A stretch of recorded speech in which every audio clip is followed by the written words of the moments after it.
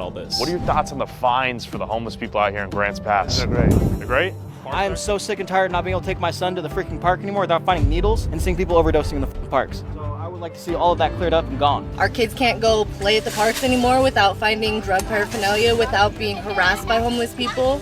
There's so many mountains around here. There's so many other places that they could stay. Can't offer somewhere so far in the woods that they can't get to the community resources that they need. Where exactly do you expect them to go? Where do you think they should go? That's exactly what I'm saying. There I isn't see. a place for them to go.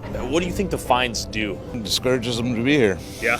I think there should be situations to house them, but there's what you'd call, I would say, professional homeless that don't want to be home, want to live in a home. They don't want to live by the rules of society, and that's fine if you want to do that, but not in my backyard. Let's say I'm living in a tent and I got $1,000 worth of fines.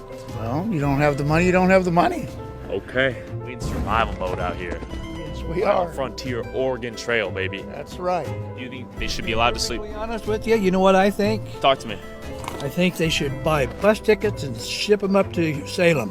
Help wanted all over the place. Why don't they just go to work? Do you think finding the homeless people in Grants Pass will help them become not homeless? No, not at all. Because they ain't going to be able to pay their fine. A lot of these people are just low income. It's, $1,500 to rent a one-bedroom apartment. How do you expect someone who's making, like, say, $900 on Social Security to rent a one-bedroom apartment? Do you think anyone can end up in a tent out here in Grants Pass? I'm a month away from being homeless. And do you think finding people in a tent is cruel and unusual? Yeah, that's a slippery slope. There has to be some kind of solution. I mean, pick a place where they're not in everybody's way. Or find a localized park or a place like that we can have housing for them. Like, I've gone to Riverside Park and I caught some dude smoking out of a bong that was actually heroin. All right, we've talked to a lot of people that live out here. Question is, what will go down at the Supreme Court? What is the precedent that will be set out here? But what do the homeless people getting these fines think about all this? With countless tents in plain sight right at the park entrance, are these people getting fined for sleeping out here? And what happens if they don't pay their fines? I met up with Brock, a vocal member of the community advocating for clean, safe,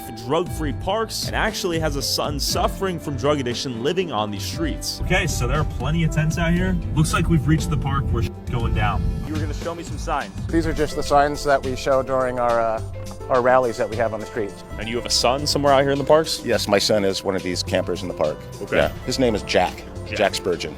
Okay, and how did Jack end up on the streets out here? He fell into drugs at an early age, around 19.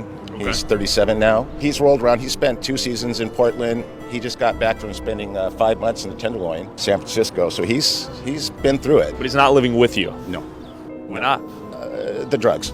Okay. The vast majority of these people need rehab first. Okay. Okay, giving them a place to live, putting money in their pockets isn't going to fix anything until they fix the drug problem. And if you offered your son, hey, would you like to get into rehab or get clean, and then you come back to dad? Yeah, we were just talking about it yesterday. He's just not ready. Most people aren't. If you offer them rehab, most of them will turn it down. I lay in bed every night wondering if I'm going to see my son again.